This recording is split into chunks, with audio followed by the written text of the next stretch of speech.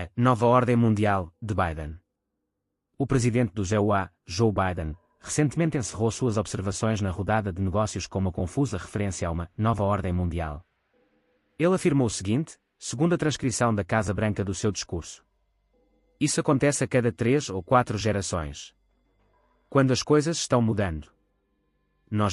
Haverá uma nova ordem mundial e nós temos que estar na vanguarda, liderando-a. E nós temos que unir o restante do mundo livre nesta empreitada. Do que o presidente estava falando? Aquelas palavras vieram no final de seu discurso, e ele não entrou em detalhes sobre o seu significado. Provavelmente, ele estava se referindo às mudanças em andamento nas estruturas de poder global pós-Segunda Guerra Mundial, mas será que Biden tem um plano para o papel a ser desempenhado pelos Estados Unidos nessa nova ordem mundial, e qual seria a cara dela, uma vez que a Europa se encontra potencialmente envolvida em uma guerra considerável? O povo americano ficou encarregado de encontrar as pistas e tentar descobrir o que as palavras de Biden poderiam significar. O máximo que podemos fazer é examinar as políticas por ele implementadas durante os primeiros 15 meses que esteve no cargo para ver se algum elemento de seu plano para os Estados Unidos nesta nova ordem mundial pode ser descoberto. O impulso político central que motiva tanto Biden quanto os democratas vem sendo a Revolução Verde. Dadas as gigantescas reservas de energia e know-how tecnológico dos Estados Unidos, o país irá liderar o esverdeamento do planeta e fornecer suprimentos de energia seguros e estáveis para o Ocidente e a seus aliados e parceiros. A resposta, curta e grossa é, não. A China domina a produção de materiais de terras raras, painéis solares e aerogeradores, 6 dos 10 maiores produtores estão sediados na China comunista. Indubitavelmente, os Estados Unidos não estão liderando a nova ordem mundial, verde, e Biden, ao que tudo indica, não tem nenhum plano pertinente de como chegar lá além de impingir rupturas radicais em nosso estilo de vida e uma dependência ainda maior da China. Outras decisões de Biden no que diz respeito a questões energéticas são igualmente desconcertantes. Ao assumir o cargo, Biden jogou uma pá de cal no gasoduto Keystone XL americano, mas deu sinal verde ao gasoduto Nord Stream 2 da Rússia que amarraria a dependência da Europa ao gás da Rússia.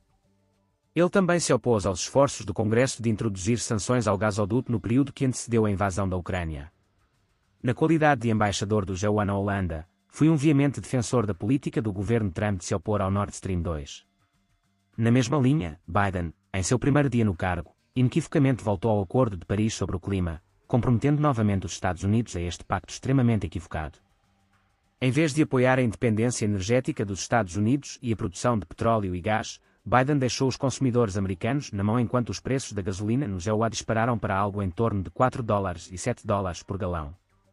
A crise energética é tão grave que o governo Biden está considerando comprar petróleo do Irã e da Venezuela.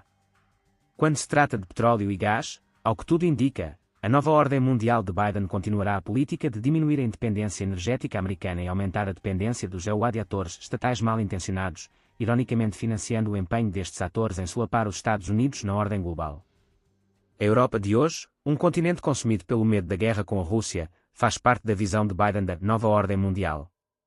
Seu apoio ao Nord Stream 2 parece que só encorajou a Rússia, juntamente com o debilitamento da produção fez com que os Estados Unidos comprassem 500 mil de barris de petróleo por dia da Rússia.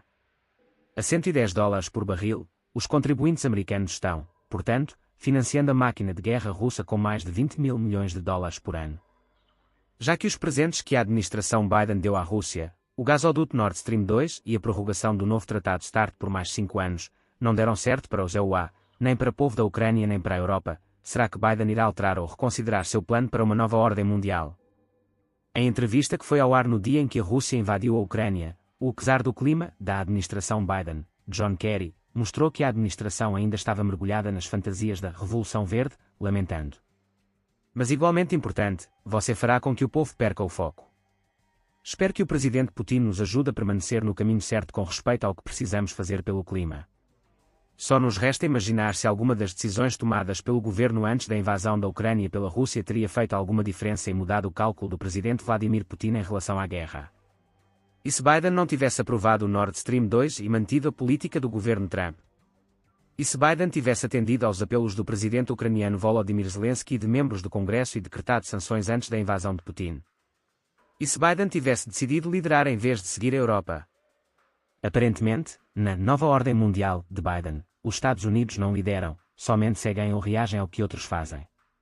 O que o histórico de Biden nos diz sobre a cara da nova ordem mundial no Oriente Médio?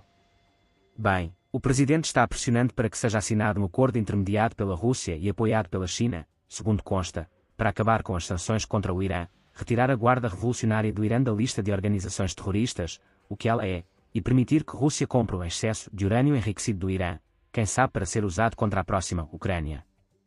A desesperada confusão do presidente de voltar ao mau acordo nuclear da era Obama com o Irã está levando aliados do EUA, como Israel, Arábia Saudita e Emirados Árabes Unidos, a questionarem seu relacionamento com o EUA e, evidentemente, levando-os a, no mínimo, considerar estreitar os laços com a Rússia e a China. Israel tentou equilibrar os interesses americanos e russos em relação à Ucrânia. Os líderes sauditas e emiradenses se recusaram a atender as ligações de Biden, mas atenderam às de Putin.